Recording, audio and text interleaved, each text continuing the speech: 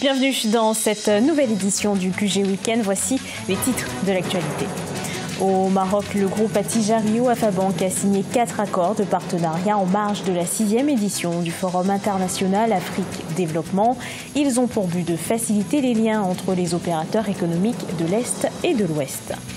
La Sierra Leone est en quête de développement. Dans ce cadre, le pays compte s'ouvrir aux investisseurs.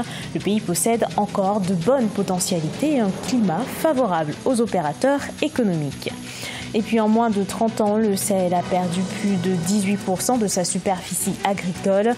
Les pays de la sous-région d'Afrique centrale recherchent des solutions pour lutter contre la sécheresse et reconstruire l'écosystème.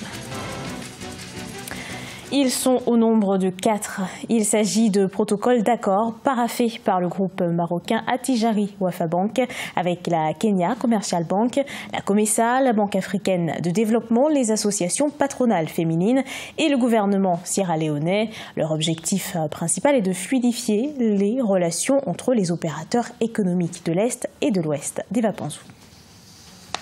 Le groupe Attijari Wafa Bank a signé 4 accords de partenariat en marge de la 6e édition du Forum international Afrique Développement qui a eu lieu les 14 et 15 mars 2019 à Casablanca. Ces conventions concernent l'invité d'honneur de cette édition, la Sierra Leone, la Kenya Commercial Bank, le marché commun de l'Afrique orientale et australe et les associations patronales féminines. C'est une très belle initiative de pouvoir penser à l'autonomisation des femmes en les accompagnant, en les aidant à s'autosuffire, parce qu'il ne suffit pas de créer, il faut savoir gérer, il faut savoir interpréter son bilan.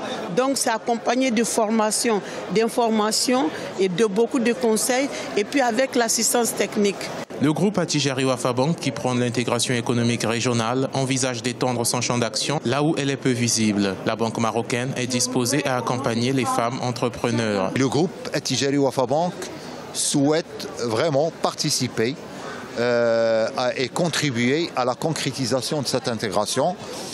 Et avec la BAD qui a développé un programme pour aider, assister et accompagner les femmes entrepreneurs africaines et la volonté d'Attijari Wafa Bank à travers son réseau africain, nous souhaitons entre les deux nous mobiliser auprès des associations de femmes entrepreneurs pour leur apporter cette assistance et cet accompagnement.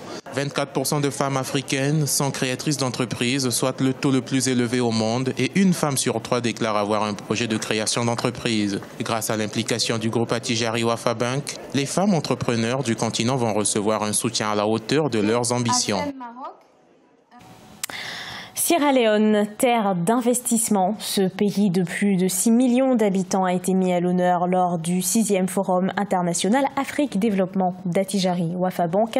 Découverte d'un pays en plein développement économique avec notre correspondant Deva Panzou. La Sierra Leone offre un climat propice aux investissements. Le pays à l'honneur du 6e Forum international Afrique Développement veut ainsi saisir cette opportunité afin de s'ouvrir aux investisseurs de tous bords et accélérer le développement du pays.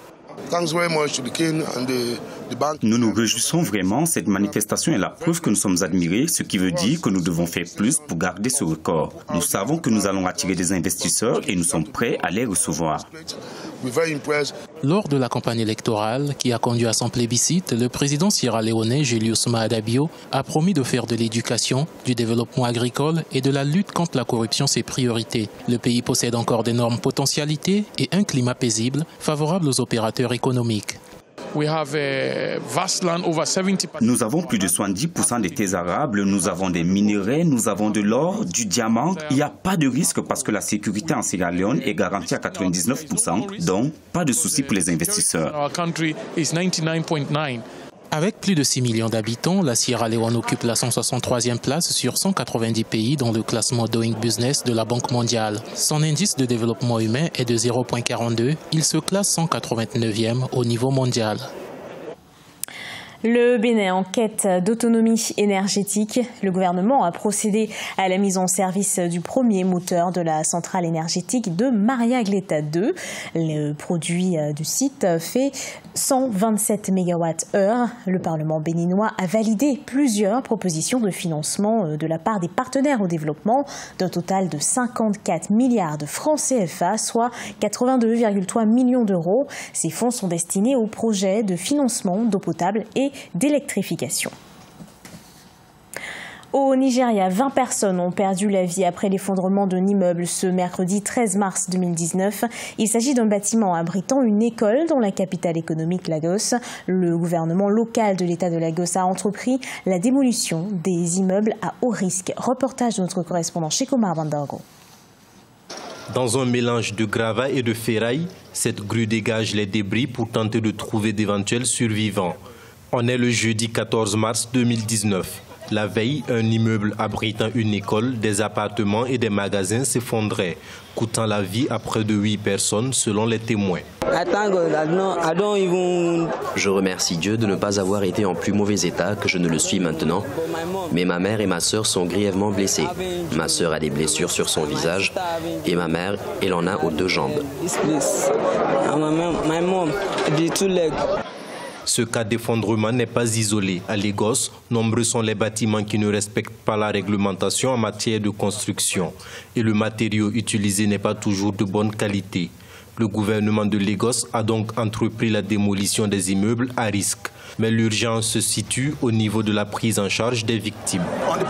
Du côté du gouvernement, vous savez dans l'immédiat ce que nous sommes en mesure de faire. Les factures d'hôpitaux ou quoi que ce soit dans le but de sauver plus de vies.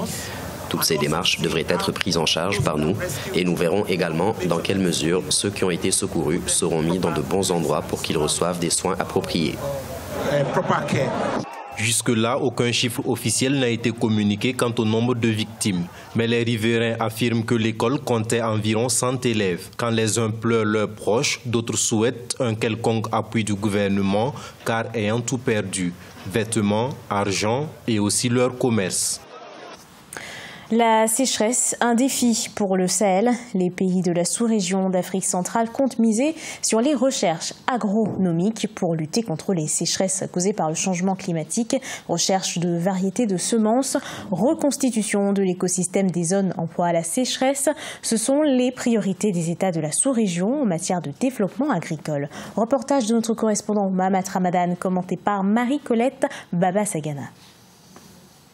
En moins de 30 ans, le Sahel a perdu plus de 18% de sa superficie agricole à cause de l'érosion et de la déforestation. Pour faire face à ce phénomène, le pôle régional de recherche appliqué au développement des systèmes agricoles d'Afrique centrale a annoncé ce mercredi 13 mars 2019 l'intention des pays de la sous-région d'accélérer les recherches agronomiques afin d'augmenter au profit des producteurs des variétés de semences adaptées au changement climatique.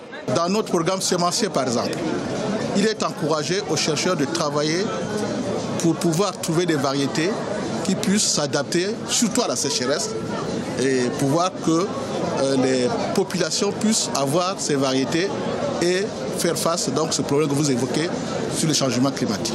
En réponse aux préoccupations des producteurs ruraux relatives à la dégradation des terres cultivables émises lors du Salon africain de l'agriculture qui se déroule du 12 au 15 mars dans la capitale tchadienne, le pôle régional de recherche compte s'appuyer sur les institutions nationales pour mettre en œuvre ces programmes communautaires relatifs à résilience agricole. Nous coordonnons les activités des institutions nationales sur la base des projets que nous avons mis en œuvre et qui sont exécutés sur le terrain par les institutions nationales. Je vais prendre l'exemple, par exemple, quand nous sommes ici au Tchad. Donc, nous avons un projet qui s'exécute dans tout le pays et au niveau du Tchad, il est exécuté par l'Institut tchadien de recherche pour le développement d'ITRAD. Pour rappel, le pôle régional de recherche appliqué au développement des systèmes agricoles d'Afrique centrale appuie dans la sous-région plusieurs projets de recherche des variétés de semences résistantes au stress hydrique en milieu paysan. La césarienne tue en Afrique. Dans une étude publiée par la RTBF, le taux de mortalité maternelle après une césarienne en Afrique serait 50 fois supérieur à celui d'autres continents. Les saignements sévères pendant ou suivant l'opération représentent la complication la plus fréquente chez les femmes africaines. Près d'une femme sur 200 est décédée par césarienne. L'étude concerne près de 3700 femmes de 22 pays africains. Elle est parue dans la revue médicale The Lancet Global Health. Ce journal a été préparé par l'ensemble de la rédaction. Merci à vous de l'avoir suivi. Dans un instant, une nouvelle édition de l'actualité sur Africa 24.